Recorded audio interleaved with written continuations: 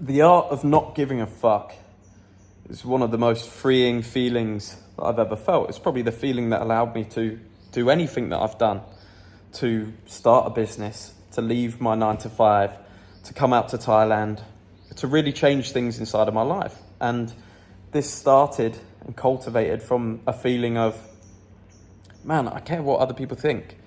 I don't feel free in my choices. I don't feel certain in the things that I do. And I started a long time ago looking into, how do I change this feeling? How do I be one of those guys, one of those mavericks that just doesn't give a fuck what anybody else thinks, and can really take life in its stride, like the movie characters, the masculine role models that I looked up to when I was younger. And I stumbled across a book called The Subtle Art of Not Giving a Fuck by Mark Manson. And I came back to that book recently, and I just want to give you some of the key points so you can read it or not read it. I want to break down for you how I feel about this book now, sort of 8 years on from first reading it, and the lessons that it taught me and how they've become such a pivotal and important part of my life. So number one of the first points in this book is that happiness comes from solving problems, and I've never heard anything more true. The biggest times of regret and unhappiness in my life was when I didn't solve any problems. I was always masking the problem. So I was always using drugs or alcohol to feel better about the problem without solving it. And I then became addicted to solving problems. Every day you wake up with problems. And this is a fundamental part of life. Life is not sunshine and rainbows, especially for a man. Life is difficult and it can be hard. So when you find joy and happiness from solving your problems, that becomes all you really need. That becomes everything that you need to do, because you then look at the problems every day as a route to happiness instead of a route to your unhappiness. And there's a Stoic philosophy that says if you can't solve a problem, genetics, height, the illness, tragedy, then you have to let it go. And you have to understand that what makes a man is the pain in his life. And when you understand that and you let that go and you just focus on solving your problems, and anything you can't solve, you become a peaceful man. You become happy with yourself. And that allows you to not give a fuck about stupid, inconsequential things. There's also a term that was coined by Viktor Frankl, who wrote the book. It was about the Nazi concentration camps. I can't remember the book, but if you look up Viktor Frankl, you'll find it. And it's called Backwards Law. And it's the more we strive for positive experience, the more negative that positive experience becomes. And we can see that very clearly when you chase pleasure, when you chase a girl, when you chase partying, you chase that high, when you chase material things and money, and that's all you have to your personality, they quickly become negative because you realize they don't get you to the fulfillment that you were looking for. On the flip side of that, with Backwards Law, you actually realize over time and over life experience that the negatives were the positives. The negative experiences gave you the wisdom and gave you the charisma and the person that you are today. And I actually look back on the negative experiences in my life and think, fuck, they were the best things that ever happened to me.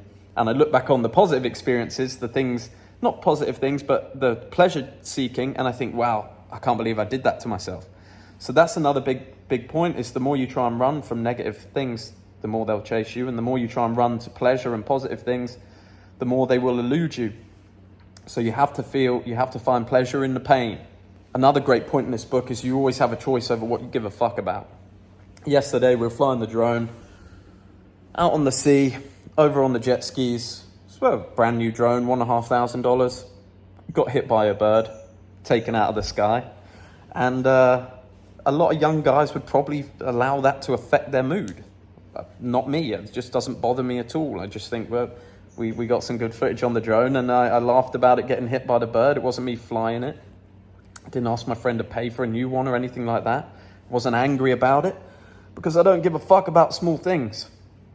I have a thing in my head that if I won't think about something in 5 years' time, if I won't even remember it, which I will not remember a drone, I won't remember losing a phone, I won't even care about it. It's not remembering it, it's caring about it. I won't care about being robbed in Ibiza in 5 years' time, so why the fuck do I care about it now? So that's a very good way to frame things in your life. Oh, you spilt fucking drink on the floor. Oh, you ruined your new clothes. Oh, someone stole something from you. It doesn't fucking matter. You have to choose what you give your energy to in this life, and only give a fuck about the very important things that sit and align with your values as a man. Number 2, there's no such thing as a personal problem. It's the reason why you probably like this channel, because the problems that I have and the things I've overcome are the problems that you have in your life. So it's a good thing to remember that you're never alone. Everybody has a problem, and often they have problems much worse. But what you do need to do is understand your emotions and do a lot of internal work on understanding what makes you sad, what makes you happy, where should you gear your life towards. Then you have to understand, okay, why do I feel this way? What beliefs take me to feeling this way in my life? And the third part of that is you then set your values based around this. I know this makes me happy. I know this makes me sad. This is why it makes me happy. This is why it makes me sad. These are my values. I don't do these things because from my experience, they do not lead to me feeling happy. I do these things because they lead to me feeling happy. So for example, you love your work, you love your exercise. You meet up with a girl and you fall in love, but she doesn't want you going to the gym anymore. She doesn't want you working anymore. She wants to be with you all the time. Your values and your frame as a man is that, I'm sorry, you will have to go because I cannot compromise these values because I know what makes me happy. Without that guideline, that system in your life, very difficult to set your values and set frame and enforce those boundaries with other people. Number 4, another pull from Stoic philosophy. Your circumstances may not be your responsibility, but your reaction to them is. That's all that you control in this life, no matter how bad your situation. What's the best possible reaction that you could have? Oh, a girl breaks up with you. What's the best possible reaction? You get in the gym. You go and work out hard. You go and start your business. You get back together with your brothers. You start to build up your life. What's the worst thing you could do?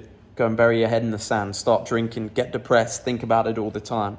No matter what your circumstances are, even if you were diagnosed with cancer, you've lost limbs, you're paraplegic. Unfortunately, life can be incredibly harsh, but it's what you do with those things that happen to you that make you a man. That's what people judge you on. That's what the art of not giving a fuck is about. It's doing everything you can with the situation. Yes, my situation's bad, but I know I did the best possible thing. And this builds huge confidence. This has been huge for me. No matter how bad a situation, no problem. Throw whatever you want at me. I know it will make me stronger. Number 5, uncertainty is inevitable. The more certain you try and make things in your life, the less certain they often become. And you have to live life a little bit nonchalant. You have to not give a fuck.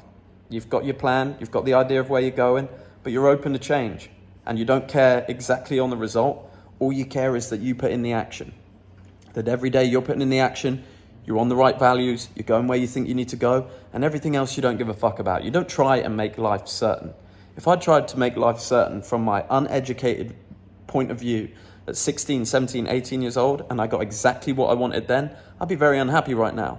God's plan is a lot bigger than you would expect. It will take you the places you need to go. The uncertainty is what breeds lust into life. It's what makes things incredible. Whereas when you're certain about everything, you know exactly what's going on, life becomes very stale, very boring. So don't worry about not knowing where you're going. That's the fucking journey. You haven't written the movie yet. You can go anywhere you want to go. That uncertainty is perfect. And to round out, you have to really embrace the importance of failure. Everything in your life that you get in the future will come from failures in the past. So the only thing that I now pin to success or failure, and I heard a great talk about this, a guy talking about a young girl running a race. She was her first 100-meter race. She was an athlete, and she came dead last. And she got a score of 19 seconds. She ran the 100 meters in, and she came back over to her coach and said, "I've lost the race. I feel terrible." And he said, "No, you haven't lost." She said, why haven't I lost? Because your previous best time was 20 seconds, and you've done 19 seconds, which means you won that race. You put the action in, you won that race. And the framing of this is, it doesn't matter whether you win or lose by anyone else's standards. As long as you took the action, as long as you improve bit by bit, day by day, that's winning. That's all winning is. That's all we can do in this life. Take action on the things every day. I no longer look at results for business. We have our targets, but they're not set in stone. We do not have to hit them, but what we absolutely do have to hit is the actions that we believe will get us to those targets. And we have to constantly adjust and bring in the best possible work that we can do.